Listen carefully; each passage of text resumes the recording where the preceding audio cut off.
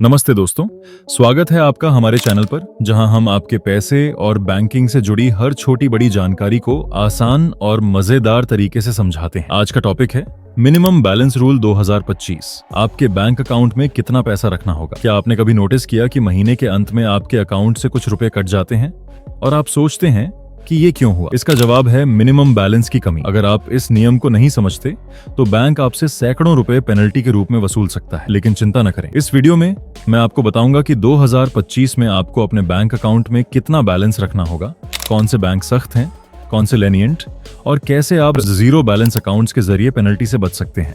साथ ही कुछ smart tips दूंगा जो आपके बैंकिंग एक्सपीरियंस को आसान बनाएंगे। तो इस वीडियो को आखिर तक देखें क्योंकि ये जानकारी आपके हजारों रुपए बचा सकती है। लाइक करें, सब्सक्राइब करें और बेल आइकन दबाएं ताकि ऐसी जरूरी वीडियोज आपको मिलती रहें। चलिए शुरू करते हैं। सबसे पहले समझते हैं कि मिनिमम बैलेंस क्या होता है। दोस्तों, मिनिमम बैलेंस वो न्यूनतम राशि है जो आपके सेविंग्स अकाउंट में हर महीने औसतन रहनी चाहिए। इसे एवरेज मंथली बैलेंस या एमबी भी कहते हैं। बैंक इसे इसलिए मांगते हैं क्योंकि वो आपके पैसे से निवेश करते हैं और बदले में आपको ब्याज देते हैं। लेकिन अगर आप ये बैलेंस मेंटेन नहीं करते तो बैंक पेनल्टी चार्ज करता है जो 100 से लेकर 500 रुपए तक हो सकती है या कभी कभी कमी की प्रतिशत पर आधारित होती है।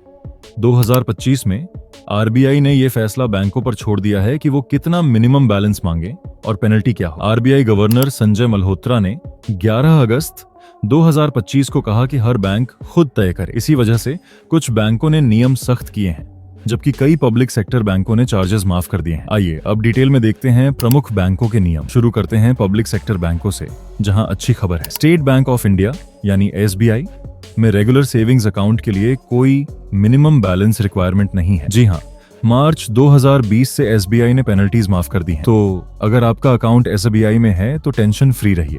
जीरो बैलेंस भी चलेगा, लेकिन बेहतर है थोड़ा रखें ताकि अकाउंट एक्टिव रहे। अगला, पंजाब नेशनल बैंक या पीएनबी। 1 जुलाई 2025 से पीएनबी ने सभी सेविंग्स अकाउंट्स पर मिनिमम बैलेंस पेनल्टी हटा दी है।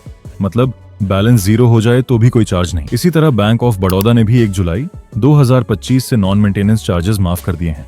पहले मेट्रो एरियाज में 2000 रुपए एवरेज मंथली बैलेंस था, लेकिन अब पेनल्टी नहीं लगेगी। कैनरा बैंक ने मई 2025 में घोषणा की कि 1 जून से सभी सेविंग्स अकाउंट्स पर एवरेज मंथली बैलेंस रिक्वायरमेंट माफ कर दिया गया है।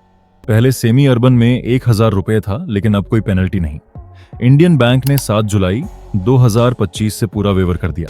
सभी सेविंग्स अकाउंट्स पर minimum balance charges of. Union bank of India ने भी 1 जुलाई 2025 से स्टैंडर्ड सेविंग्स अकाउंट्स पर कोई मिनिमम बैलेंस चार्ज नहीं। पहले मेट्रो में 1000 रुपए तिमाही औसत था, लेकिन अब रिलैक्स। तो पब्लिक सेक्टर बैंकों में ज्यादातर जगह अब आप बिना टेंशन के बैंकिंग कर सकते हैं। ये बदलाव इसलिए आए क्योंकि सरकार समावेशी बैंकिंग को बढ़ावा दे रही है ताकि गरीब और मिडिल क्लास लोग आसानी से अकाउंट रख सकें। अब आते हैं प्राइवेट बैंकों पर, जहां नियम थोड़े सख्त हैं। एचडीएफसी बैंक में रेगुलर सेविंग्स अकाउंट के लिए मेट्रो और अर्बन एरियाज में 10,000 रुपए एवरेज मंथली बैलेंस रखना चाहिए। सेमी अर्बन में 5,000 रुपए और रूरल में 2,500 रुपए। अगर नहीं रखते तो पेनल्टी लग सकती है, जो कमी पर डिपेंड करती है। अगस्त 2025 में कुछ रिपोर्ट्स में 50,000 रुपए की बात आई थी, लेकिन ऑफिशियल वेबसाइट पर 10,000 ही है। हमेशा बैंक से कंफर्म करें। आईसीआईसीआई बैंक में नए सेविंग्स अकाउंट्स जो 1 अगस्त 2025 के बाद खुले हैं के लिए मेट्रो और अर्बन में 15,000 रुपए, सेमी अर्बन में 7,500 रुपए और रूरल में 2,500 रुपए। पेनल्टी है कमी का 6% या 500 रुपए, जो भी कम हो।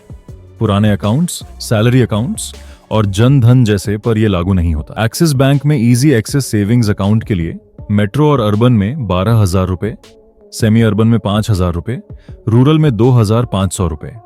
कुछ अकाउंट्स जैसे बेसिक सेविंग्स में जीरो बैलेंस फैसिलिटी है। यस बैंक में यह अकाउंट टाइप पर डिपेंड करता है। बेसिक सेविंग्स में कोई मिनिमम बैलेंस नहीं, लेकिन रेगुलर जैसे यस प्रो प्लस में 25,000 रुपए, यस प्रो मैक्स में 50,000 रुपए, किसान सेविंग्स में 1,000 रुपए सालाना औसत। अगर आप मिनिमम बैलेंस की टेंशन से बचना चाहते हैं, जीरो बैलेंस अकाउंट्स आपके लिए बेस्ट हैं। ये हैं कुछ ऑप्शंस। प्रधानमंत्री जन धन योजना अकाउंट, ये सरकारी स्कीम है जिसके तहत आप कोई भी बैंक में जीरो बैलेंस अकाउंट खोल सकते हैं। इसमें ना कोई मिनिमम बैलेंस चाहिए, ना कोई पेनल्टी, और आपको free debit card, free insurance और ओवरड्राफ्ट की सुविधा भी मिलती है। ये खासकर गरीब परिवारों के लिए बनाया गया है, लेकिन कोई भी इसे खोल सकता है।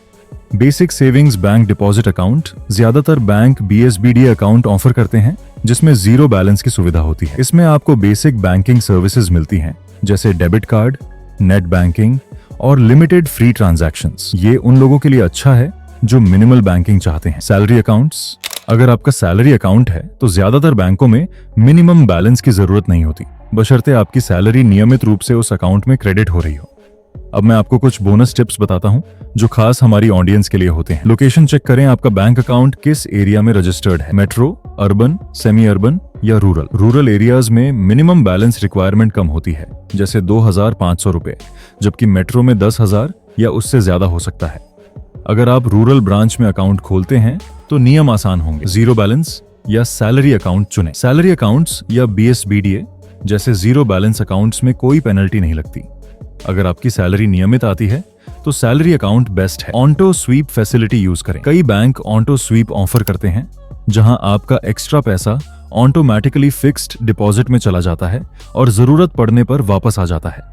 इससे आपका मिनिमम बैलेंस मेंटेन रहता है और ब्याज भी ज्यादा मिलता है। पब्लिक सेक्टर बैंक चुनें। 2025 में पब्लिक सेक्टर बैंकों ने मिनिमम बैलेंस चार्जेस माफ कर दिए हैं, जैसे SBI, PNB और बैंक ऑफ बड़ौदा। अगर आप प्राइवेट बैंक में हैं और बार बार पेनल्टी दे रहे हैं तो पब्लिक सेक्टर बैंक में स्विच करने पर विचार करें। मल्टीपल अकाउंट से बचें। कई लोग 2-3 बैंक अकाउंट्स रखते हैं, लेकिन हर अकाउंट में बैलेंस मेंटेन करना मुश्किल होता है। बेहतर है 1 या 2 अकाउंट्स रखें और उन्हें अच्छे से मैनेज करें। बैंक से बात करें। अगर आपको पेनल्टी लग रही है तो अपनी बैंक ब्रांच से बात करें। कई बार बैंक आपके अकाउंट को जीरो बैलेंस कैटेगरी में कन्वर्ट कर सकते हैं, खासकर अगर आप स्टूडेंट, सीनियर सिटीजन या सैलरी अकाउंट होल्डर हैं। 2025 में मिनिमम बैलेंस रूल्स काफी कस्टमर फ्रेंडली हो गए हैं, खासकर पब्लिक सेक्टर बैंकों में, लेकिन प्राइवेट बैंकों में अभी भी सख्त नियम हैं और आपको सावधान रहना होगा।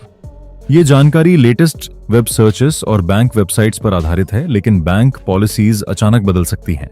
इसलिए हमेशा अपने बैंक की ऑफिशियल वेबसाइट चेक करें या ब्रांच में विजिट करें। अगर आपके पास कोई स्पेसिफिक बैंक है जिसके नियम जानना चाहते हैं तो नीचे कमेंट करें, मैं डिटेल में जवाब दूंगा। अगर वीडियो हेल्पफुल लगा तो शेयर करें और नेक्स्ट वीडियो में मिलते हैं बैंकिंग टिप्स के साथ। धन्यवाद।